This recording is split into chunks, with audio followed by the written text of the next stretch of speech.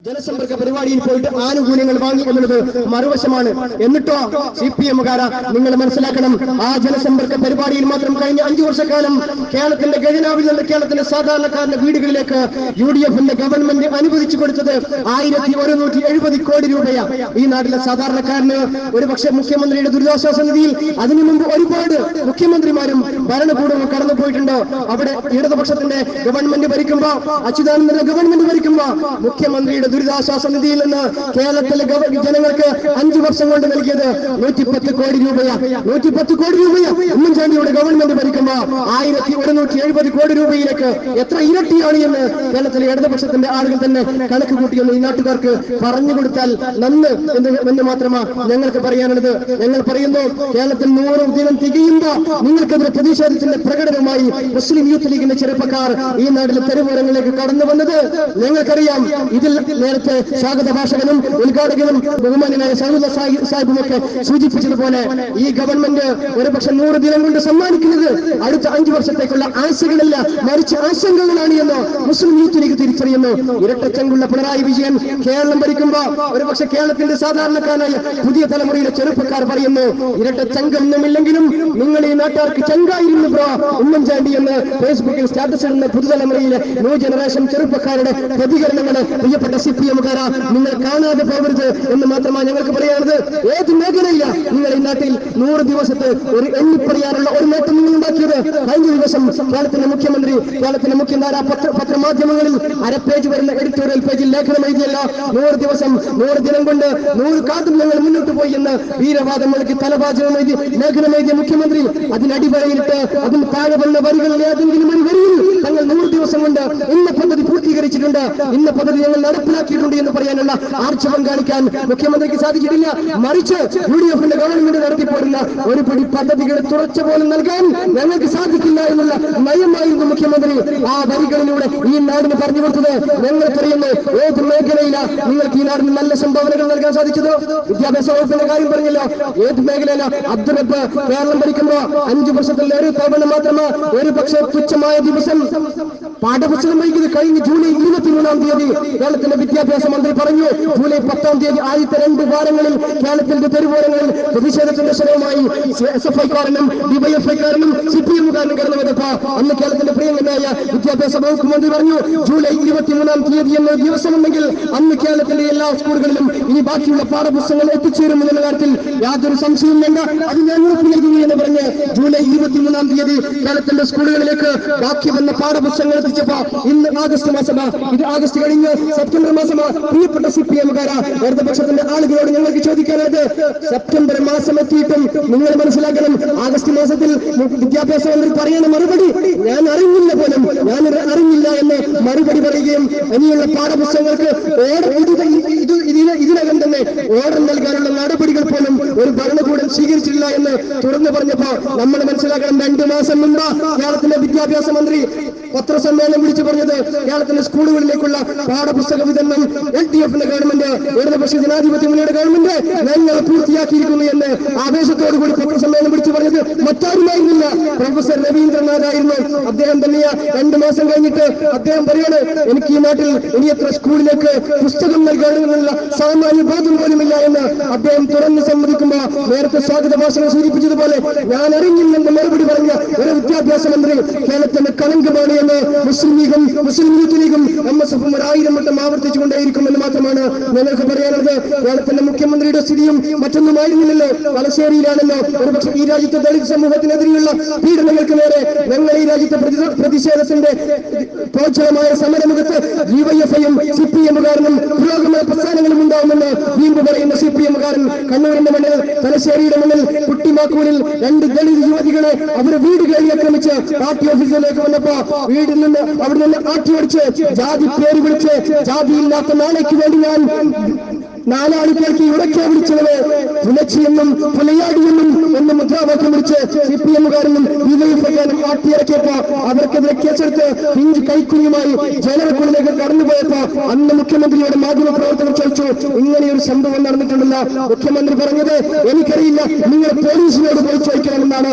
നിങ്ങൾ പോലീസിനോട് പോയി ചോദിക്കണമെന്ന് പറയുന്ന മുഖ്യമന്ത്രിയും ആഭ്യന്തരമന്ത്രിയും ഈ നാടിന് പിന്നിന് ഈ നാട് ഭരിക്കാൻ നിങ്ങളെ ഏൽപ്പിച്ച ഉത്തരവാദിത്വം നിങ്ങൾക്ക് നിറവേറ്റാൻ സാധിക്കുന്നില്ല എങ്കിൽ പ്രതിപക്ഷത്തിന്റെ കൃത്യമായ ഉത്തരവാദിത്വം ഏറ്റെടുക്കാൻ മുസ്ലിം യൂത്ത് ലീഗും തയ്യാറാണ് എന്നുള്ള ഓർമ്മപ്പെടുത്തലിന്റെ തുടക്കം മാത്രമാണ് ഈ സായാഹ്നപെരുന്ന എന്നാണ് ഞങ്ങൾക്ക് സൂചിപ്പിക്കാനുള്ളത്. വിദ്യാഭ്യാസ രംഗത്ത് നമ്മൾ മനസ്സിലാക്കണം, ഈ നാട്ടിലെ പാവപ്പെട്ടവന്റെ വിദ്യാർത്ഥികൾക്ക് വേണ്ടി ഞങ്ങളാണ് അവകാശ പത്രിക സമർപ്പിക്കുന്ന ആളുകൾ, ഞങ്ങളാണ് അവകാശ പോരാട്ടം നടത്തുന്ന ആളുകളെന്ന് 24 മണിക്കൂറും വിടുവായത്വം പറയുന്ന SFI അടക്കമുള്ള വിദ്യാർത്ഥി സംഘടനകളെ ഞാനും നിങ്ങളും ഈ അടുത്തെങ്ങാനും തെരുവോരത്തെ സമരത്തിന്റെ പ്രോജ്വലമായ സമരമുഖത്തിൽ നമ്മൾ കണ്ടിട്ടുണ്ടോ?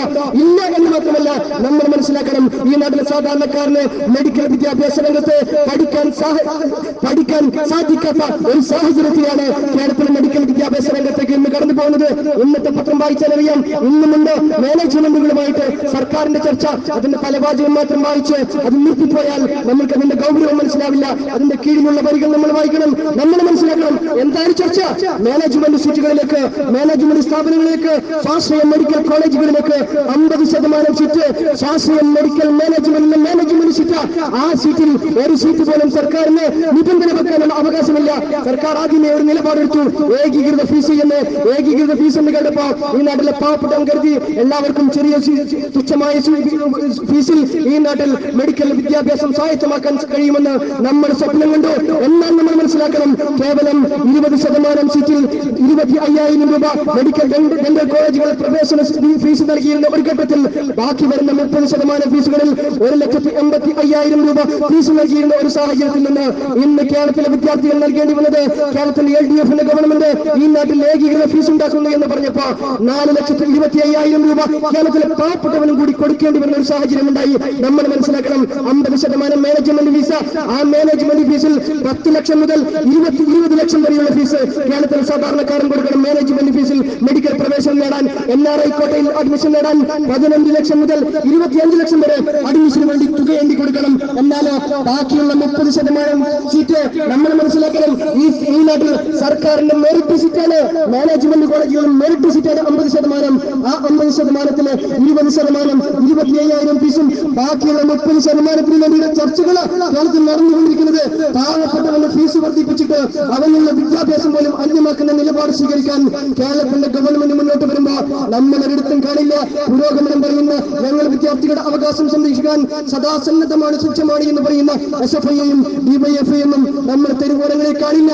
കാരണം ഭരിക്കുന്ന പാർട്ടിയുടെ കൊടിയുടെ നിറം നോക്കി മുദ്രാവാക്യം പിടിച്ച പാരമ്പര്യം മാത്രമാണ് SFI-ക്കാരനും DYFI-ക്കാരനും ഒക്കെ കേരളത്തിലുള്ളത്. മുസ്ലിം ലീഗിനും മുസ്ലിം യൂത്ത് ലീഗിനും അങ്ങനെയല്ല. ഞങ്ങൾ ഈ നാടിന്റെ ജനങ്ങളുടെ ആവശ്യങ്ങൾക്ക് വേണ്ടിയിട്ട്, അനിവാര്യമായ അവകാശങ്ങൾക്ക് വേണ്ടിയിട്ട് മുദ്രാവാക്യം വിളിച്ച പ്രസ്ഥാനമാണ് മുസ്ലിം യൂത്ത് ലീഗും മുസ്ലിം ലീഗും. വിദ്യാഭ്യാസ വകുപ്പിന്റെ നിലപാടുകൾ, പ്രവർത്തനങ്ങൾ, അതിന്റെ പോരായ്മകൾ അവിടെ നിൽക്കട്ടെ, മറ്റു വകുപ്പുകളിലേക്ക് കടന്നു ചെല്ലാമല്ലോ. സ്വാഗത ഭാഷകൾ സൂചിപ്പിച്ചല്ലോ, വ്യവസായ വകുപ്പിനൊരു മന്ത്രിയുണ്ട്, കേരളത്തിന്റെ സ്പോർട്സ് വകുപ്പിനൊരു മന്ത്രിയുണ്ട്. ആ മന്ത്രിക്ക് ഒരുപക്ഷെ ഈ 5 വർഷക്കാലം ഇനി ഈ LDF ഗവൺമെന്റിന്റെ ഏറ്റവും വലിയ നേട്ടം ഏതായിരിക്കുമെന്ന് ചോദിച്ചാൽ ഞാൻ പറയും, അമേരിക്കക്കാരനായ ഈ നാടിന്റെ ഇടിക്കൂട്ടിന്റെ ഇതിഹാസം, ലോകത്തിന്റെ ബോക്സിംഗ് താരം മുഹമ്മദ് അലിയെ ഇന്ത്യക്കാരനാക്കി, മലയാളിയാക്കി അദ്ദേഹത്തിന് ഒരു സ്വർണ്ണ മെഡലും കൂടി കൊടുത്തു എന്നുള്ളതാണ് 5 വർഷത്തേക്ക് LDF-ന്റെ ഗവൺമെന്റ് ഈ നാടിന് സംഭാവന ചെയ്ത ഏറ്റവും വലിയ നേട്ടമെന്ന് പറയേണ്ടി വരും. ഞങ്ങൾ പറയുന്നത്, ഒരു സാമാന്യമായി ഈ നാട്ടിലെ 4ാം ക്ലാസ്സുകാരന്റെ വിവരവും വിദ്യാഭ്യാസമുള്ള ആളുകളെ പിടിച്ചിട്ട് മന്ത്രിപദം ഏൽപ്പിച്ചു കൊടുക്കാനെങ്കിലും LDF-ന്റെ ഗവൺമെന്റ് തയ്യാറാവണമെന്ന, ഈ നാടിന് ഒരു സാമാന്യമായ ബോധ്യമുള്ള ആളുകളെങ്കിലും പിടിച്ചിട്ട് നിങ്ങൾ മന്ത്രിപദം ഏൽപ്പിച്ചു കൊടുക്കണം. ഈ നാട്ടിൽ പഞ്ചായത്ത് പ്രസിഡന്റിന്റെ ക്വാളിഫിക്കേഷൻ കഴിയുന്ന ആളുകളെ പിടിച്ചിട്ട് ഈ നാട് നയിക്കാൻ ഏൽപ്പിക്കുമ്പോ ഈ 100 ദിനം കൊണ്ട് ഇതിന് അപ്പുറത്തേക്ക് ഒന്നും ഉണ്ടാവുമെന്ന് പ്രതീക്ഷിക്കുന്നതിൽ യാതൊരു അർത്ഥവുമില്ല എന്ന് ഞങ്ങൾക്കറിയാം. വിദ്യാഭ്യാസ വകുപ്പ്, കായിക വകുപ്പ്, വ്യവസായ വകുപ്പ് അവിടെ നിൽക്കട്ടെ. മൂന്നാമത് പോവല്ലോ ബഹുമാനായ സാഹിബും ഉദ്ഘാടനം സൂചിപ്പിച്ചല്ലോ. ആഭ്യന്തരത്തിന് ഇന്നൊരു മന്ത്രിയുണ്ടോ എന്നുള്ള രീതിയിലേക്ക് ചിന്തിക്കേണ്ടിയിരിക്കുന്നു കേരളത്തിലെ സമൂഹം. നമ്മൾ മനസ്സിലാക്കണം, ഉദ്ഘാടകൻ പറഞ്ഞതുപോലെ ഞാൻ സംസാരിക്കുന്നത് പയ്യന്നൂരിന്റെ മണ്ണിൽ നിന്ന്. പയ്യന്നൂരിന്റെ മണ്ണിൽ മണിക്കൂറുകൾ കിടവിട്ട് 2 ദാരുണമായ രാഷ്ട്രീയ കൊലപാതകങ്ങൾ നടന്ന മണ്ണ് പയ്യന്നൂരിന്റെ മണ്ണ്. ഞങ്ങൾക്ക് വിശ്വാസമില്ല.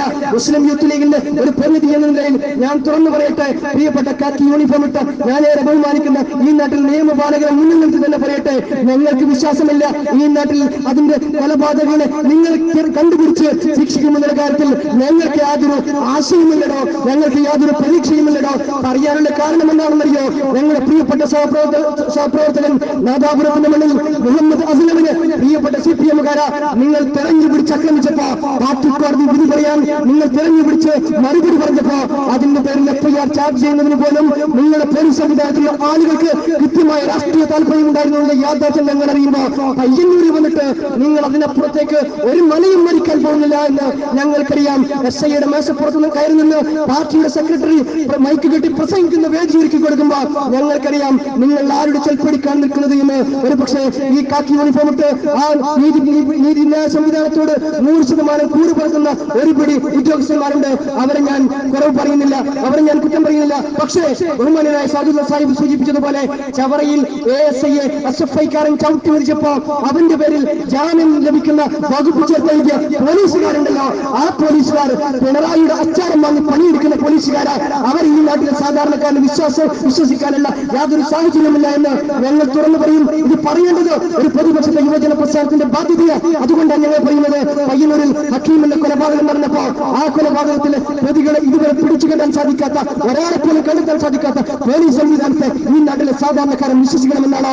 അസ്ലം എന്ന കൊലപാതകളെ പിടിച്ചു കിട്ടാൻ വേണ്ടിയിട്ട് അതിന് പ്രകോപനപരമായ പ്രസംഗം നടത്തിയ ചാത്തുവിനെതിരെ നടപടിയെടുക്കുമ്പോൾ ചാത്തുവിനെതിരെ നടപടിയെടുത്ത പോലീസ് നിയമാനെ സ്ഥലം മാറ്റുന്ന ഒരു ആഭ്യന്തര വകുപ്പ് കേരളത്തിലുണ്ടാകുമ്പോ കണ്ണൂർ ജില്ലയിൽ SP-യെ ഞങ്ങൾക്ക് ഇഷ്ടമല്ല എന്ന് പാർട്ടിയുടെ ജില്ലാ സെക്രട്ടറി പയ്യന്നൂർ പോലീസ് സ്റ്റേഷന് മുന്നിൽ നിന്ന് പ്രസ്താവനയാക്കുമ്പോ അടുത്ത ദിവസം പോലീസ് മേധാവിയെ സ്ഥലം മാറ്റുന്ന ഒരു ഭരണകൂടം കേരളത്തിലുണ്ടാകുമ്പോ ഈ നാട്ടിലെ സാധാരണക്കാരന് രാഷ്ട്രീയ കൊലപാതകങ്ങൾക്ക് നീതി കിട്ടുമെന്ന് ഈ നാട്ടിലെ സാധാരണക്കാരൻ കരുതുന്നതിൽ എന്തർത്ഥമാണുള്ളത്, എന്ത് ആശയമാണുള്ളത് എന്ന് ചോദിക്കാൻ ഞാൻ ആഗ്രഹിക്കുകയാണ്. ഞങ്ങൾ പറയാൻ ആഗ്രഹിക്കുന്നത്, ഈ നാട്ടിൽ സമാധാനത്തോടു കൂടി സംഘടനാ പ്രവർത്തനം നടത്താൻ ഈ നാട്ടിലെ സാധാരണക്കാരനെ അനുവദിക്കാൻ പ്രിയപ്പെട്ട CPM-കാരാ നിങ്ങൾ തയ്യാറാവണം. പാടത്ത് പണിയെടുത്തവന് വരമ്പത്ത് കൂലി നൽകുന്ന മുദ്രാവാക്യം ഉയർത്തേണ്ട ബാധ്യത എന്ന നിങ്ങൾക്ക് നിങ്ങൾ ഈ നാട് ഭരിക്കുന്ന പ്രസ്ഥാനമാ, നിങ്ങൾ ഈ നാടിനെ നയിക്കുന്ന പ്രസ്ഥാനമാ, നിങ്ങൾ ഈ നാട്ടിൽ ജനാധിപത്യത്തെ ഊട്ടിയുറപ്പിക്കുന്നതിന് നിലപാട് പറഞ്ഞു കൊടുക്കേണ്ട ആളുകളാ.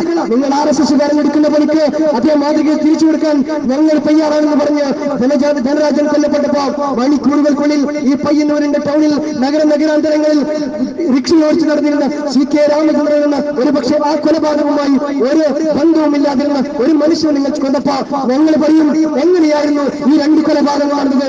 2 കൊലപാതകവും ഒരുപോലെ ആസൂത്രിതമായിരുന്നു എന്ന് നിങ്ങൾ മനസ്സിലാക്കണം. ധനരാജിന്റെ കൊലപാതകം RSS-കാരൻ ഒരുപാട് കാലം കാത്തിരുന്ന് നടത്തിയതാണെങ്കിൽ പ്രിയപ്പെട്ട CPM-കാരാ CK രാമചന്ദ്രൻ ആയിരുന്നില്ല അവിടെ കൊല്ലപ്പെടേണ്ടിയിരുന്നത്. ആ കൊലപാതകത്തിൽ ഭാഗമാക്കാവുന്ന ഏതെങ്കിലും ഒരു RSS-കാരനായിരുന്നില്ലേ അവിടെ കൊല ചെയ്യപ്പെടേണ്ടിയിരുന്നത്? നിങ്ങൾ പാടത്ത് വരമ്പത്ത് മറുപടി നൽകുകയായിരുന്നെങ്കിൽ എന്തുകൊണ്ടാണ് CK രാമചന്ദ്രൻ കൊല്ലപ്പെട്ടത്?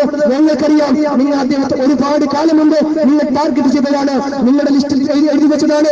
അദ്ദേഹത്തെ ഒരവസരം കിട്ടിയപ്പോ മറുപടി കൊടുത്ത് ഈ നാട്ടിൽ ജനകീയനായിരുന്ന RSS-കാരനായിരുന്നെങ്കിൽ പോലും ഞങ്ങൾ തുറന്നു പറയും, ഒരു ജനകീയനായിരുന്ന ഒരു ഓട്ടോ ഡ്രൈവറെ നിങ്ങൾ ഇല്ലാതാക്കി. RSS-കാരോട് ഞങ്ങൾക്ക് സ്നേഹമൊന്നുമില്ല കേട്ടോ. ഞങ്ങൾ പറയുന്നത് തുറന്നു പറഞ്ഞു എന്ന് മാത്രമാണ് ഞങ്ങൾ പറയാൻ ആഗ്രഹിക്കുന്നത്. ഈ നാട്ടിൽ സംഘടനാ പ്രവർത്തനം സുഗമമായി സ്വാതന്ത്ര്യത്തോടു കൂടി നടത്താൻ ഇവിടെ സാഹചര്യം ഉണ്ടാവണം. ഞാനൊരു MSF-ന്റെ വലിയ ഭാരവാഹിയ, ഞാനൊരു MSF പ്രവർത്തകന. ഞാനൊരു പക്ഷേ ഞാൻ വൈകി എന്റെ വീട്ടിലെത്തുമ്പോ എന്റെ ഉമ്മ എന്നോട് പറയും, എന്താണ് ഇത്ര വൈകിയത്? CPM-കാർക്ക് കാലஎழுതി നിൽക്കുന്ന സമയം നീ എന്ത് ധൈര്യത്തില ഈ രാത്രി ഇറങ്ങി നടക്കുന്നത് എന്ന് എന്റെ ഉമ്മ ചോദിക്കാറുണ്ട്. ഞാൻ പറയുന്നത്, CPM-കാരാ എല്ലാ വികാരത്തെയും ഉൾക്കൊള്ളുകൊണ്ടെന്നാ പറയുന്നത്. ഞാൻ രാഷ്ട്രീയത്തിന്റെ ജനാധിപത്യ മര്യാദയെ ഉൾക്കൊള്ളുകൊണ്ടെന്നാ പറയുന്നത്. ഞാൻ പറയുന്നു, സംഘടനാ പ്രവർത്തനം രാഷ്ട്രീയമായിരിക്കണം, അവന്റെ സ്വരം സംഗീതം പോലെ ആസ്വദിക്കണമെന്ന് പറഞ്ഞ കാറൽ മാർക്സിന്റെ ചിന്താധാരയാണല്ലോ നിങ്ങൾ ഏറ്റെടുത്ത് നടത്തുന്നത് എന്ന് പറയുന്നത്. ആ ചിന്താധാരയെ നിങ്ങളൊന്ന് മനസ്സോട് ചേർത്ത് വായിച്ചു നോക്കണം. കൊല്ലാൻ പക്ഷെ തോൽപ്പിക്കാനാവില്ല എന്ന് തെരുവോരങ്ങളിൽ ഫ്ലക്സ് ബോർഡ് എഴുതി പൊട്ടിക്കുന്ന ആളുകളല്ലേ നിങ്ങൾ. എന്നിട്ട് ആ വരികളുടെ അർത്ഥമെന്ന് നിങ്ങൾ വായിച്ചു നോക്കണം. എന്നിട്ട് നിങ്ങൾ എവിടെയാണ് നിങ്ങൾക്ക് വിജയിക്കാൻ സാധിച്ചത്? എന്നിട്ട് നിങ്ങൾ ഒരാളെയും തോൽപ്പിച്ചിട്ടില്ല. ജീവിച്ചിരിക്കുന്ന അനിൽ അബ്ദുൽ ശുക്കൂറിനേക്കാൾ 1000 മടങ്ങ് ശക്തിയുള്ളതായിരുന്നു. മരിച്ചുപോയ ഞങ്ങളുടെ കയ്യിൽ ഞങ്ങളുടെ ഇടയിൽ നിന്ന് നിങ്ങൾ അറുത്തുമാറ്റിയ പാവപ്പെട്ട അലി അബ്ദുൽ ഷുക്കൂർ എന്ന് നിങ്ങൾക്ക് ബോധ്യമുണ്ടാവും. ഷുക്കൂറിന്റെ പേര് പറയുമ്പോൾ നിങ്ങളുടെ ഏറ്റവും പാർട്ടിയുടെ ജില്ലാ സെക്രട്ടറിക്ക് നെഞ്ചുവേദന വരുന്നത് ഞങ്ങൾക്കറിയാം. ജീവിച്ചിരുന്ന ഷുക്കൂറിനേക്കാൾ 1000 മടങ്ങ് ശക്തിയുള്ള ആളായിരുന്നു മരിച്ചുപോയ ഷുക്കൂറിന് ഞങ്ങൾ മനസ്സിലാക്കുന്നു. അസ്ലമിന്റെ അടിവയറ്റിൽ കടാറ് കുത്തിയേൽക്കുമ്പോ ഞങ്ങൾ മനസ്സിലാക്കുന്ന പ്രിയപ്പെട്ട CPM-കാര, അതേ നാണയത്തിൽ തിരിച്ചടിക്കാൻ ഒരു സംഘടനയുടെയും ആവശ്യമില്ലടോ, ഒരാളുടെയും ആവശ്യമില്ലടോ, ഒരു ആനുകൂല്യത്തിന്റെയും ആവശ്യമില്ലടോ. തെരുവോരങ്ങളിൽ നടന്നു പോകുന്ന ആളുകളെ 4 തെരുവ് പട്ടികൾ വിചാരിച്ചാൽ കടിച്ചു കൊല്ലാൻ കഴിയുന്ന നാടാണ് കേരളം. തെരുവ് പട്ടികൾ മനുഷ്യന്മാരെ കടിച്ചു കൊള്ളുന്ന നാടാണ് കേരളം. 5000 രൂപ കൊട്ടേഷൻ കൊടുത്താൽ ഒരു മനുഷ്യനെ കൊല്ലു തീർക്കാൻ ആളുകൾ കൊട്ടേഷൻ ഏറ്റെടുക്കുന്ന നാടാണ് ഞാനും നിങ്ങളും അധിവസിക്കുന്ന കേരളം. ഈ കേരളത്തിൽ ഒരു രാഷ്ട്രീയ എതിരാളിയുടെ അടിവയറ്റിൽ കടാര കുത്തിയിറക്കുന്നത് ആളത്തുന്നതോ ആശയപ്പെടുത്തുന്നതാണ് എന്ന് നിങ്ങൾ തിരിച്ചറിയണം. ഈ നാട് ജനാധിപത്യത്തെ ഉൾക്കൊള്ളുന്ന നാടാ, ഈ നാട് മതേതരത്വത്തെ ഉൾക്കൊള്ളുന്ന നാടാ. ഈ നാടിന്റെ ജനാധിപത്യ മതേതര നിയമങ്ങളെ ഉയർത്തിപ്പിടിക്കാൻ, സഹിഷ്ണുതയുടെ സന്ദേശങ്ങളെ ഈ നാടിന് പറഞ്ഞു കൊടുക്കാൻ CPM-കാര പുരോഗമനം വായിൽ മാത്രം പറയുന്ന, പ്രഖ്യാപനങ്ങളിൽ മാത്രം പറയുന്ന നിനക്ക് എന്നാണ് സാധിക്കുക? ആവിഷ്കാര സ്വാതന്ത്ര്യത്തിന് വേണ്ടിയിട്ട് ഇന്നലകളില്ലാത്ത പ്രോജ്വലമായ സമരങ്ങൾ വഹിക്കുന്ന പാർട്ടിയാണ് ഞങ്ങൾ എന്ന് പറയുന്ന CPM-കാര, നിങ്ങളെന്താ മറ്റു രാഷ്ട്രീയ പ്രസ്ഥാനങ്ങൾക്ക് സംഘടനാ പ്രവർത്തനങ്ങൾക്കുള്ള അവസരം പോലും നൽകാത്തത്? RSS-നെ നിങ്ങൾ എതിർക്കുന്നത് അവരെ കായികപരമായി നേരിട്ടുണ്ടോ? നിങ്ങൾ മനസ്സിലാക്കണം, RSS-നെ അടിച്ചമർത്തിയ എല്ലാ മേഖലകളിലും RSS വളർന്നിട്ടല്ലാതെ, നിങ്ങളുടെ രാഷ്ട്രീയ എതിരാളികൾ വളർന്നിട്ടല്ലാതെ ഒരു കാലത്തും അവർ തളർന്നിട്ടില്ല എന്നുള്ള യാഥാർത്ഥ്യം നിങ്ങൾ തിരിച്ചറിയണം. വിനോദ് കുമാറിനെ കഴിഞ്ഞ 1.5 വർഷം മുമ്പ് നിങ്ങൾ പെരുമ്പയുടെ നടുവപ്പിൽ നിങ്ങൾ കുത്തുമലത്തി ഇല്ലാതാക്കിയപ്പോ അങ്ങനെയായിരുന്നുവെങ്കിൽ അന്നൂരിന്റെ മണ്ണിൽ RSS-ന്റെ സംഘടനാ പ്രവർത്തനം, BJP-യുടെ സംഘടനാ പ്രവർത്തനം ഇല്ലാതാവണമായിരുന്നു. അവിടെ ഉള്ളതിനേക്കാൾ സജീവമായി RSS-കാരൻ സംഘടിച്ചു, അവർ കായികമായി അഭ്യസിച്ചു, നിങ്ങളെ എതിരാളുള്ള പ്ലാറ്റ്ഫോം ഉണ്ടാക്കി. നിങ്ങൾ മനസ്സിലാക്കണം, എന്റെ നാട്, ഞാൻ പെരിങ്ങോം പഞ്ചായത്തിൽ നിന്ന് വരുന്നത്, എന്റെ നാട്ടിൽ ഏറ്റവും കൂടുതൽ BJP-ക്ക് വോട്ട് നൽകിയ വാർഡുകാരൻ എന്ന് ചോദിച്ചാൽ CPM-കാര. എന്റെ മാത്രം സംഘടനാ പ്രവർത്തനം നടന്നിരുന്ന UDF-നെ സ്ഥാനാർത്ഥിയെ പോലും നിർത്താൻ ഞങ്ങൾക്ക് സാധിക്കാതിരുന്ന തവിടുശ്ശേരിയുടെ ബൂത്തിൽ ഈ CPM-കാര BJP-ക്ക് 2ാം സ്ഥാനം 1ാമത്തെ ബാലറ്റ് എണ്ണുമ്പോ അവിടെ കോൺഗ്രസ് ഇല്ല, UDF ഇല്ലാത്തൊരു സാഹചര്യം വന്നു. ഒരുപക്ഷെ കോൺഗ്രസിന്റെ പ്രവർത്തകരുടെയും മറ്റു രാഷ്ട്രീയ പ്രവർത്തകരുടെയും നിസ്സഹായതയാണ് എന്റെ രാഷ്ട്രീയ ഫാസിസത്തിന് മുന്നിൽ എതിരിടാൻ കായികമായി അഭ്യസിച്ച ഒരു സംഘടനയിൽ ആശ്വാസം കൊടുക്കുന്ന ആളുകൾ ഒരുപക്ഷെ RSS-ലേക്ക് സംഘപരിവാരത്തിലേക്ക് കടന്നു പോകുന്നു. അവിടെ നിങ്ങൾ മതേതര ശ്രീകൃഷ്ണ ജയന്തി ആഘോഷിച്ചുകൊണ്ടെന്നും അതിന് തടയിടാൻ സാധിക്കില്ലടോ.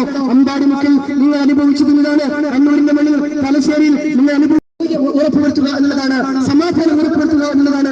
നിങ്ങൾക്ക് 100% അതിൽ പരാജയപ്പെട്ടിരിക്കുന്ന പ്രിയപ്പെട്ട ഇരട്ടച്ചമുള്ള പിണറായി ഞങ്ങൾ തുറന്നു പറയും. കേരളത്തിലെ പോലീസ് സംവിധാനം താറുമാറായി കിടക്കുന്നു. നിങ്ങൾക്ക് ഒരുപക്ഷെ പിണറായി വിജയന്റെ ആഭ്യന്തരമന്ത്രിയുടെ കുട്ടൂരം വാങ്ങി മാത്രം പ്രവർത്തിക്കേണ്ടുന്ന ഗതികേടിലേക്ക് കേരളത്തിലെ പോലീസ് സംവിധാനം, ആഭ്യന്തര വകുപ്പ് മാറിയിരിക്കുന്നു എന്ന് 3 മാസം കൊണ്ട് 3 ദിവസം കൊണ്ട് ഞങ്ങൾക്ക് തുറന്നു പറയേണ്ടിയിരിക്കുന്നു. മനസ്സിലാക്കണം പ്രിയപ്പെട്ട പോലീസുകാരോട് ഞങ്ങൾക്ക് പറയാനുള്ളത്, ബാക്കി യൂണിഫോം ഇട്ട് നിങ്ങൾ ഒരുവരെ തള്ളിച്ചടക്കുമ്പോൾ പോലും അവന് നേരെ നീതിയുടെ കൊടുവാലെന്താൻ, നീതിയുടെ ആയുധമെന്താൻ നിങ്ങൾ ആരെയാണ് ഭയക്കുന്നത്? പയ്യന്നൂരിലെ CI ഓഫീസിന് CPM-കാരൻ ബോംബെറിഞ്ഞതിന്റെ പേരിലാണോ? നിങ്ങളുടെ വീടുകളിലേക്ക് CPM-മാരെ കല്ലെറിഞ്ഞതിന്റെ പേരിലാണോ?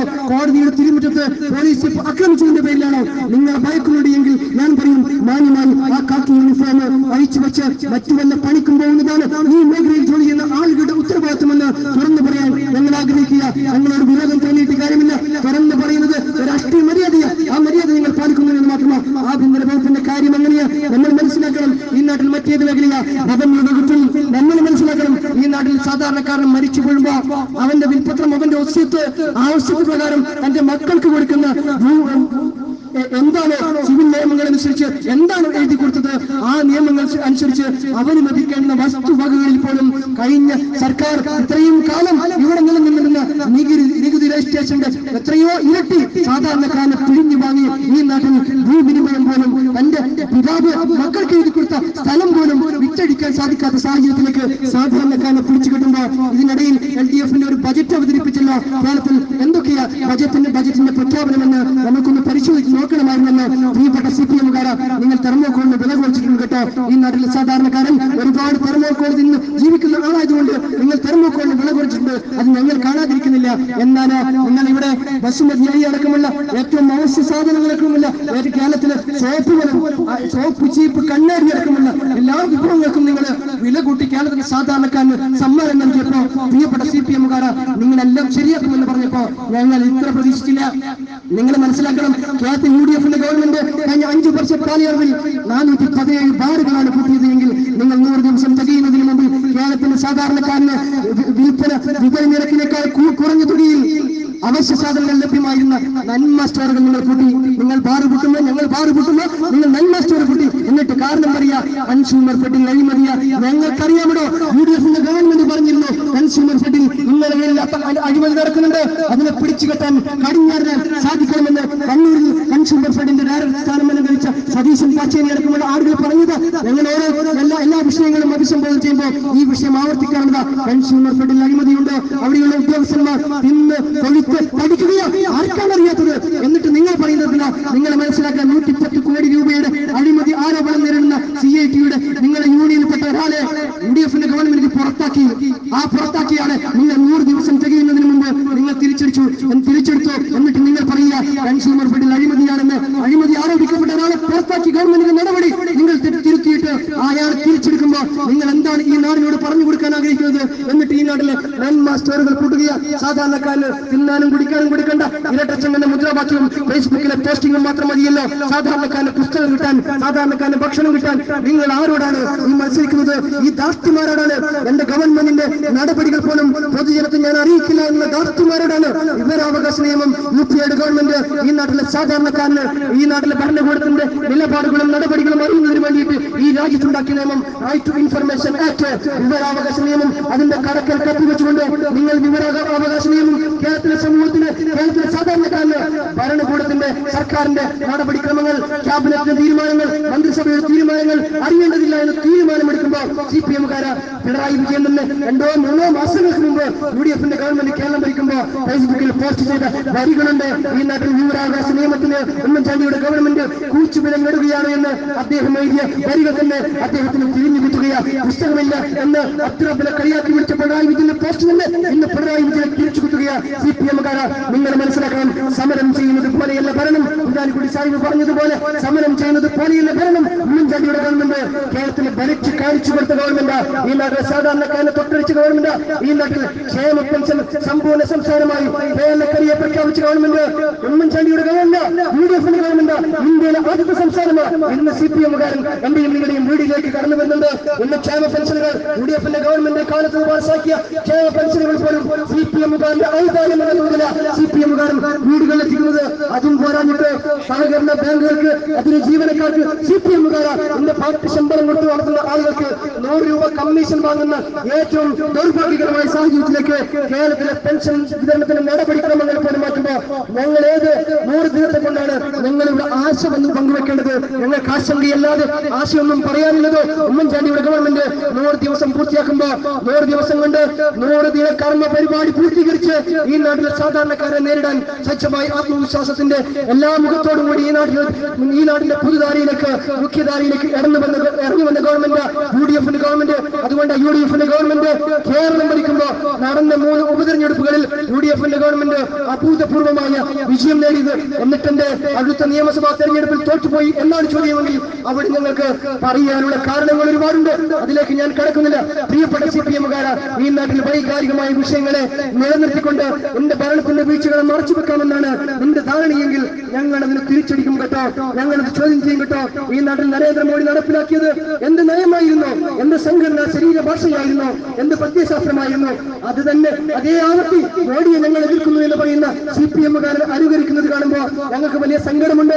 ഞങ്ങൾ പറയാം, ഒരുപക്ഷെ മോഡിയുടെ അധികാര ആരോപണം നമുക്കറിയാം. കമ്മ്യൂണിസ്റ്റ് റഷ്യയുടെ ചരിത്രം ഒരുപക്ഷെ റഷ്യ ഉള്ളതുകൊണ്ട് ഇന്ത്യ സ്വാതന്ത്ര്യം നേടിയെന്ന് പല ആളുകളും പറയുന്ന കാലമാണല്ലോ. അതുകൊണ്ട് റഷ്യയുടെ ചരിത്രം പറഞ്ഞുകൊണ്ട് തുടങ്ങാമെന്ന് ഞാൻ ആഗ്രഹിക്കുന്നു. കമ്മ്യൂണിസ്റ്റ് റഷ്യയിൽ സ്റ്റാലിൻ, ഒരുപക്ഷെ വ്ളാദിമിർ ഇല്ലിച്ച് ഉല്യനോവ് ലെനിൻ, കമ്മ്യൂണിസ്റ്റ് താത്വികാചാര്യൻ ലെനിന്റെ കാലശേഷം അദ്ദേഹത്തിന്റെ അസ്തിത്വ പ്രകാരം കമ്മ്യൂണിസ്റ്റ് റഷ്യയുടെ അധികാരം ഏറ്റെടുക്കേണ്ടിയിരുന്നത് ടോട്സ്കിയാണ്. പക്ഷെ ടോട്സ്കി അധികാരം ഏറ്റെടുക്കുന്നതിന് തടഞ്ഞ് സ്റ്റാലിൻ ലെനിന്റെ അസ്തിത്വത്തെ വളർച്ചു വെക്കുകയും അത് പൂഴ്ത്തിവെക്കുകയും ഒറ്റയ്ക്ക് അധികാരം ഏറ്റെടുക്കുന്നതിൽ തടസ്സം നിൽക്കുകയും സലാബിന്റെയും കലാബിന്റെയും കൂട്ടുപിടിച്ച് ഈ നാട്ടിൽ റഷ്യയിൽ ഈ കമ്മ്യൂണിസ്റ്റ് റഷ്യയുടെ അധികാരം പിടിച്ചത് ജോസഫ് സ്റ്റാലിന്റെ സ്റ്റാലിനിസ്റ്റ് രാഷ്ട്രീയത്തിന്റെ ചരിത്ര പാഠമായിരുന്നെങ്കിൽ കേരളത്തിൽ ഇന്ത്യ രാജ്യത്ത് അതിന്റെ അനുഭവ പാഠത്തിന്റെ ആവർത്തനം ഒരുപക്ഷെ നരേന്ദ്രമോദിയുടെ ഗവൺമെന്റിന്റെ അധികാരാരോഹണമായിരുന്നു. LK അദ്വാനി എന്ന് ലാൽകൃഷ്ണ അദ്വാനി എന്ന് ഭാരതീയ ജനതാ പാർട്ടിയുടെ NDAയുടെ തലമൂത്ത നേതാവിന് മൂലക്കെത്തി നരേന്ദ്രമോദി എന്ന പുതിയൊരു അവതാരം ഇന്ത്യയുടെ പ്രധാനമന്ത്രി സ്ഥാനത്തേക്ക് കടന്നു വന്നത് സ്റ്റാലിനിസ്റ്റ് ശൈലിയെ അദ്ദേഹം തന്റെ സംഘടനാ പ്രവർത്തനത്തിൽ പകർത്തിയെത്തി എന്നതുകൊണ്ട് സ്റ്റാലിനെയും മോദിയെയും നമുക്ക് മൂന്നാമത് കാണാൻ സാധിക്കുക. കേരളത്തിൽ അത് സഖാവ് പിണറായി വിജയനില്ല, സഖാവ് VS അച്യുതൻ 95 വയസ്സായ സാധു മനുഷ്യന് പറഞ്ഞ് പ്രലോഭിപ്പിച്ച് ആശകൾ നൽകിയിട്ട് തെരഞ്ഞെടുപ്പ് കാലത്ത് ആരാണ് മുഖ്യമന്ത്രി സ്ഥാനാർത്ഥി എന്ന് ചോദിച്ചാൽ CPM-കാരൻ ഉത്തരയില്ല, LDF-കാരൻ ഉത്തരയില്ല.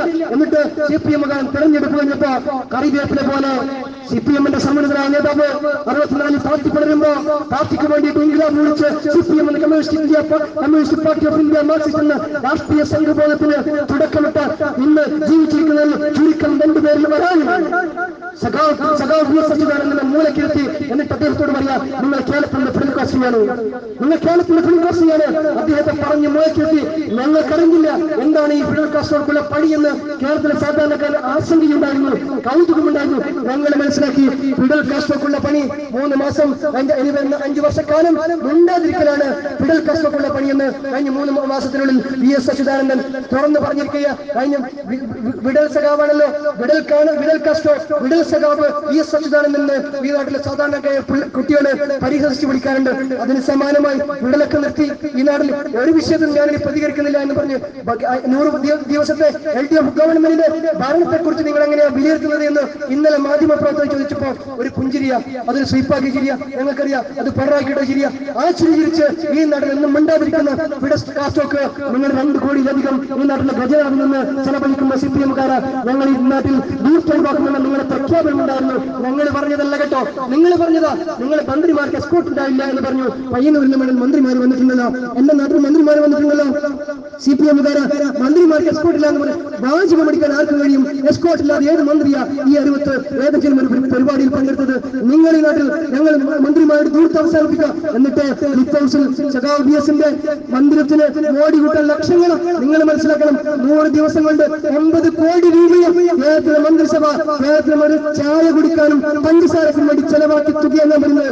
കേരളത്തിലെ മന്ത്രിസഭ, കേരളത്തിലെ മന്ത്രിമാർ, കേരളത്തിൽ ഭരിക്കുന്ന LDF-ന്റെ ഗവൺമെന്റ് മാധ്യമങ്ങൾ വായിച്ചാൽ നമുക്കറിയാം, ചായക്കും പഞ്ചസാരക്കും വേണ്ടി മാത്രം ചെലവാക്കിയ തുക 80 കോടി രൂപയാണ്. CPM-കാരാ പട്ടണത്തിലാണ് ചായ കുടിക്കുന്നത്.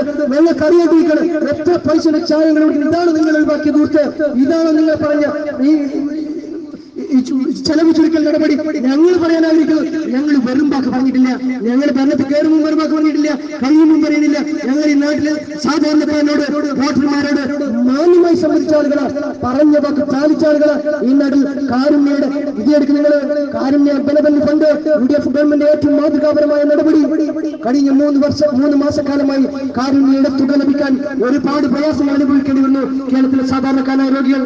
നമ്മൾ മനസ്സിലാക്കണം, കേരളത്തിലെ കാർഷിക മേഖല തകർന്ന് തരിപ്പണമാകുന്നു എന്ന് എല്ലാ ദിവസവും മുദ്രാവാക്യം വിളിക്കുന്ന ആളുകൾ CPM-കാരൻ. കർഷകനും കൃഷിഭൂമിയും തമ്മിലുള്ള വലിയ ബന്ധത്തെ ചൂഷണം ചെയ്ത് അധികാരമേറ്റിയ ആളുകളാണ് CPM-കാരൻ. എന്നിട്ട് CPM-കാരാ നിങ്ങൾ അധികാരത്തിൽ വന്നതിന് ശേഷം കേരളത്തിൽ ഉമ്മൻചാണ്ടിയുടെ ഗവൺമെന്റ് നടപ്പിലാക്കിയ ഒരു സബ്സിഡിയുടെ പദ്ധതി ഉണ്ടായിരുന്നു. കേരളത്തിൽ റബ്ബർ കർഷകർ നേരിടുന്ന ഒരു 1997 ശേഷം ഏറ്റവും വിലക്കുറഞ്ഞ കാലയളവ ഇന്നാണ്.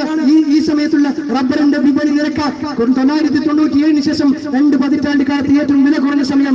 ഈ സമയത്ത് UDF സർക്കാർ ഈ നാടിന് അനുവദിച്ചു കൊടുത്ത റബ്ബറിന്റെ സബ്സിഡി ഉണ്ടായിരുന്നെങ്കിൽ ഈ നാട്ടിലെ കർഷകർക്ക് ആശ്വാസമായിരുന്നു. കഴിഞ്ഞ 3.5 മാസക്കാലമായി കേരളത്തിൽ റബ്ബർ സബ്സിഡി അതിന്റെ പദ്ധതികൾ അവതാരത്തില് സാധാരണക്കാരന് സബ്സിഡിയുടെ തുക ലഭിക്കുന്നില്ല. അതിന്റെ പദ്ധതി അവതാരത്തില് നിങ്ങൾ ഏത് കർഷകനെയാ സംരക്ഷിക്കാൻ വേണ്ടിയിട്ട് നിങ്ങൾ മുദ്രാവാക്യം വിളിച്ചത്? നിങ്ങൾ ഏത് കർഷകന് വേണ്ടിയിട്ട് നിങ്ങൾ പ്രത്യയശാസ്ത്രത്തിന്റെ പിൻബലം തേടിയത്? ഞങ്ങൾക്കറിയാൻ ആഗ്രഹമുണ്ട്. നിങ്ങൾ ഏത് മേഖലയിലാണ് ഈ നാട്ടിൽ പരിഹാരം ഉണ്ടാക്കിയത്? ഏത് മേഖലയിലാണ് നിങ്ങളൊന്ന് ശരിയാക്കിയത്? ശരിയാക്കാമെന്ന് ഈ നാട്ടുകാരോട് പുലഭ്യം പറഞ്ഞ ആളുകളാണല്ലോ നിങ്ങൾ. ഞാൻ പുലഭ്യം എന്ന് പറഞ്ഞത് അതിന്റെ അർത്ഥം അറിഞ്ഞുകൊണ്ട് തന്നെയാണ്. പറഞ്ഞ് പൂർത്തീകരിക്കാൻ കഴിയാത്ത വാക്കുകൾ അത് പുലഭ്യം തന്നെയാണ്. CPM-കാരാ ആ പുലഭ്യം പറഞ്ഞിട്ട് ഈ നാട്ടിലെ സാധാരണക്കാരന്റെ വോട്ട് നേടിയിട്ട് നിങ്ങൾ ഭരണത്തിൽ കയറിയപ്പോൾ നിങ്ങൾ ഏത് മേഖലയാണ് ശരിയാക്കി ഉണ്ടാക്കരുത് എന്ന് മുഖ്യമന്ത്രിക്ക് പോലും ഒരു വരി പോലും എഴുതാൻ സാധിക്കാത്ത ഒരു സാഹചര്യം കേരളത്തിലുണ്ട് എന്ന് മുസ്ലിം യൂത്ത് ലീഗിന് പറയേണ്ടി വന്നു. ഞങ്ങൾ ആഗ്രഹിക്കുന്നു ഒരു നല്ല മാറ്റത്തിന് വേണ്ടി, പക്ഷേ ഞങ്ങൾക്ക് പ്രതീക്ഷയില്ല എന്ന് ഈ തുടക്കത്തിൽ തന്നെ പറയേണ്ടി വരുന്നു. ഈ നാട്ടിൽ മാറ്റമുണ്ടായിട്ടുണ്ട്. കഴിഞ്ഞ 3 മാസത്തിനിടയിൽ മാറ്റമുണ്ടായിട്ടുണ്ട്. ആ മാറ്റം CPM-കാരന്റെ നിലപാട് മാറ്റമാണ്. അതിനപ്പുറത്തേക്ക് ഒരു മാറ്റവും ഉണ്ടായിട്ടില്ല. മുല്ലപ്പെരിയാറിന്റെ വിഷയത്തിൽ മുല്ലപ്പെരിയാർ ഡാം നാളെയോ മറ്റതെയോ ഇന്ന് തകർന്നു വീഴുമെന്ന് പറഞ്ഞ് കേരളത്തിൽ തെരുവോരങ്ങളെ പ്രകടനം വിളിച്ച് ഈ പാവപ്പെട്ട ഈ നാട്ടിലെ ചെറുപ്പക്കാരെ കൊണ്ട് മുദ്രാവാക്യം വിളിപ്പിച്ച ആളുകളെ CPM-കാരൻ മുല്ലപ്പെരിയാർ കേരളത്തിൽ ഇടതുപക്ഷ ജനാധിപത്യ അധികാരത്തിലെത്തിയപ്പോ മുല്ലപ്പെരിയാറിന്റെ വിഷയത്തിൽ നിങ്ങളുടെ നിലപാടെന്താ? തമിഴ്നാടിന് അനുകൂലമായി മുഖ്യമന്ത്രി പിണറായി വിജയൻ നിലപാടെടുത്തു. ഇനി മുല്ലപ്പെരിയാറിൽ പുതിയൊരു ഡാമിന്റെ ആവശ്യമില്ല എന്ന് കേരളത്തിന്റെ ഗവൺമെന്റ് പറഞ്ഞു. ആ ES ബിജിമോനടക്കമുള്ള ഇടതുപക്ഷ MLA-മാർ എന്തിനായിരുന്നടോ വാവിട്ട് കരഞ്ഞത്? എന്തിനായിരുന്നടോ പ്രതിഷേധത്തിന്റെ സമരവുമായി കേരളത്തിന്റെ തെരുവോരങ്ങളിൽ അഴിഞ്ഞാടിയത്? ഞങ്ങൾക്കറിയാൻ ആഗ്രഹമുണ്ട്. അതിരപ്പള്ളി ഞങ്ങൾ ഭരിക്കുമ്പോ നിങ്ങൾക്കൊരു നിലപാടായിരുന്നു. നിങ്ങൾ ഭരണത്തിലേറിയപ്പോ നിങ്ങൾ നിലപാട് മാറ്റി. അതിരപ്പള്ളിയിൽ പുതിയ പദ്ധതി കൊണ്ടുവരാൻ വിഴിഞ്ഞത്തിൽ ഞങ്ങൾക്കുണ്ടാകുമ്പോ നിങ്ങൾക്കൊരു നിലപാടായിരുന്നു. ഇന്ന് നിങ്ങൾ നിലപാട് മാറ്റി. സ്മാർട്ട് സിറ്റിയിൽ ഞങ്ങൾക്കൊരു നിലപാട്, നിങ്ങളത് നിലപാട് മാറ്റും. അച്യുതാനന്ദന് മുമ്പ് മാറ്റിയത് ഞങ്ങൾക്കറിയാം. MA യൂസഫ് അലി UDF ഭരിക്കുമ്പോ നിങ്ങൾക്ക് അന്യനായിരുന്നു. കൊച്ചിയിലെ നിങ്ങൾക്ക് നികൃഷ്ട ജീവിയുടെ ആസ്ഥാന മന്ദിരമായിരുന്നു. പ്രിയപ്പെട്ട CPM-കാരാ, കഴിഞ്ഞ ദിവസം നിങ്ങളുടെ പാർട്ടിയുടെ ബ്യൂറോ മെമ്പർ കേരളത്തിന്റെ മുഖ്യമന്ത്രി യൂസഫ് അലിയോടൊപ്പം വിനോദസഞ്ചാരത്തിൽ യാത്ര ചെയ്യുന്ന വളരെ കൗതുകമുള്ള ഒരു ചിത്രം കണ്ടത് കഴിഞ്ഞ ദിവസം കേരളത്തിന്റെ മാധ്യമങ്ങളിൽ. യൂസഫ് അലി നിങ്ങൾക്ക് അന്യനായിരുന്നു. യൂസഫ് അലി നിങ്ങൾക്ക് വിലക്കപ്പെട്ടവരായിരുന്നു. എന്താണ് CPM-കാരാ? നിങ്ങൾ ഭരണത്തിലിരിക്കുമ്പോ നിങ്ങൾക്കൊരു നിലപാട്, പ്രതിപക്ഷത്തിരിക്കുമ്പോ മറ്റൊരു നിലപാട്. UDF-ന് ഒറ്റ നിലപാട്. ഞങ്ങൾ ആർജവത്തോടു കൂടി നിലപാട് പറയുന്നുണ്ട്. ഈ നാടിനെ സാധാരണക്കാരെ ബാധിക്കുന്ന വിഷയങ്ങളിൽ ഞങ്ങൾക്ക് ഒറ്റ നിലപാട്. ഞങ്ങളുടെ നിലപാട് മാറ്റം വരേണ്ട ഒരു ഗതികേട് ഞങ്ങൾക്കുണ്ടായിട്ടില്ല. കേരളത്തിന്റെ ഭരണകൂടം കേരളത്തിലെ ജനങ്ങളെ ദ്രോഹിക്കുന്ന ദ്രോഹപരമായ നടപടിയുമായി മുന്നോട്ട് പോവുകയാണെങ്കിൽ 1000 വട്ടം നിങ്ങൾ ഓർത്തുവെച്ചുകൊള്ളുക. മുസ്ലിം യൂത്ത് ലീഗിന്റെ ചെറുപ്പക്കാർ, ഐക്യ ജനാധിപത്യ മുന്നണിയുടെ പ്രവർത്തകർ ഈ നാടിന്റെ പെരുമാറങ്ങളിൽ തൽക്ഷണമായ സമര പോരാട്ടങ്ങളുമായി ഇനിയും കടന്നു വരുമെന്ന കാര്യത്തിൽ നിങ്ങൾക്കൊരു തർക്കവും വേണ്ട, ഒരു സംശയം വേണ്ട. മോഡിയെ അനുകരിക്കാൻ നോക്കിയിട്ട് നിങ്ങൾ ഏകാധിപത്യയുടെ ഒരു സംഘടനാ ശരീരഭാഷയുമായി നിങ്ങൾ കടന്നു വരുന്നത് എന്ന് പിണറായി വിജയനോട് ഞങ്ങൾ ഓർമ്മപ്പെടുത്തുകയാണ്. ഞങ്ങൾ പറയുന്നത് മോഡിക്ക് ക്യാബിനറ്റിൽ എന്ത് തീരുമാനമെടുക്കുന്നു എന്ന് പറയണ്ടേ എന്ന് തന്നെ. കേരളത്തിൽ ഇന്ത്യ രാജ്യത്ത് രാഷ്ട്രപതിയുടെ മുന്നിലേക്ക് ഓർഡിനൻസുമായി കടന്നു ചെന്നു.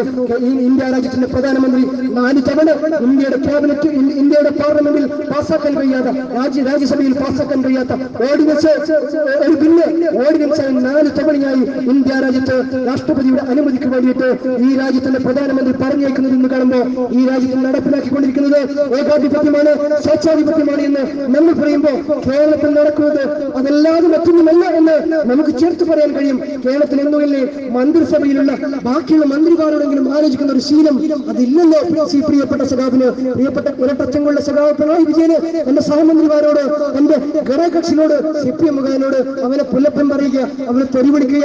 സ്വരാജ് അടക്കമുള്ള CPM-ന്റെ നേതാക്കന്മാർ ഞങ്ങളുടെ ഘടകകക്ഷിയുടെ മാനിക്കു പോലും ചെയ്യാതെ അവരെ ആട്ടിപ്പുറത്താക്കുക. CPM-കാരാ, സ്വേച്ഛാധിപതിയെ പോലെ, ഏകാധിപതിയെ പോലെ ഈ നാട് ഭരിക്കാമെന്ന് നിങ്ങൾ മോഹിക്കേണ്ട കേട്ടോ. നരേന്ദ്രമോദിക്ക് കൃത്യമായ പൊളിറ്റിക്കൽ മാൻഡേറ്റോടുകൂടി ഈ രാജ്യത്തിന് പരമാധികാരം നൽകിയ ഇന്ത്യ രാജ്യത്തെ ഗവൺമെന്റ് ഇന്ത്യ രാജ്യത്തെ ജനങ്ങൾക്ക് അതിനെതിരെ ജനാധിപത്യപരമായ രീതിയിൽ സംഘടിക്കുകയും ഇന്ത്യ രാജ്യത്തെ വിവിധ സംസ്ഥാനങ്ങളിൽ അതിനുള്ള മറുപടി ലഭിക്കുകയും ചെയ്യുന്നുണ്ടെങ്കിൽ കേരളത്തിലെ ജനങ്ങൾക്ക്, പ്രബുദ്ധരായ ജനങ്ങൾക്ക് ഇതൊന്നും അറിയാത്തതല്ല കേട്ടോ. ഇന്നാട്ടിൽ നിങ്ങൾ അടിക്കുമ്പോ തിരിച്ചടിക്കുമെന്നും ഫേസ്ബുക്കിൽ അതിൽ ആഘോഷമാക്കി അതിൽ അഭിനമിക്കുകയും ചെയ്യുമ്പോൾ നിങ്ങൾ മനസ്സിലാക്കണം, പശ്ചിമ ബംഗാളിന്റെ ചരിത്രം നിങ്ങൾ നോക്കണം. CPM-കാരാ, ആ പശ്ചിമ ബംഗാളിൽ മമതാ ബാനർജിക്ക് കീഴിൽ നിങ്ങൾ നിങ്ങളുടെ സംഘടനാ പ്രവർത്തകരുടെ പതാക അടിയറ വെക്കണമെന്ന ഒരു സാഹചര്യം ഉണ്ടായിട്ടുണ്ടെങ്കിൽ നിങ്ങളുടെ ആ രാഷ്ട്രീയ യാഥാർത്ഥ്യത്തെ തിരിച്ചറിഞ്ഞുകൊണ്ട് ഈ നാട്ടിലെ എല്ലാ രാഷ്ട്രീയ സംഘടനകൾക്കും ജനാധിപത്യപരമായി പ്രതികരിക്കാനും പ്രതിഷേധിക്കാനും സംഘടനാ പ്രവർത്തനം നടത്താനുമുള്ള സാഹചര്യം ഒരുക്കണമെന്ന് ഒരിക്കൽ കൂടി ആവർത്തിച്ചുകൊണ്ട് ഇടതുപക്ഷ ജനാധിപത്യ മുന്നണിയുടെ 100 ദിവസം, മാറിയ 100 ദിവസം, വഞ്ചനയുടെ 100 ദിവസം, ഒരുപക്ഷെ വാക്ക് പാലിക്കാത്തതിന്റെ 100 ദിവസം, വാഗ്ദാന ലംഘനത്തിന്റെ 100 ദിവസം, യൂത്ത് ലീഗിന്റെ പ്രതിഷേധം എന്ന് 1000 വട്ടം ആവർത്തിച്ചുകൊണ്ട് ഈ തന്നയ്ക്ക് എല്ലാവിധ അഭിവാദ്യങ്ങളും നേർന്നുകൊണ്ട് മുസ്ലിം യൂത്ത് ലീഗിന്റെ പ്രോജ്വലമായ സമര പോരാട്ടങ്ങളുടെ സമാരംഭം മാത്രമാണ് ഇതെന്ന് ഒരാവർത്തി കൂടി ആവർത്തിച്ചുകൊണ്ട് നിർത്തുന്നു. നന്ദി. ജയ് ഹിന്ദ്, ജയ് യൂത്ത് ലീഗ്.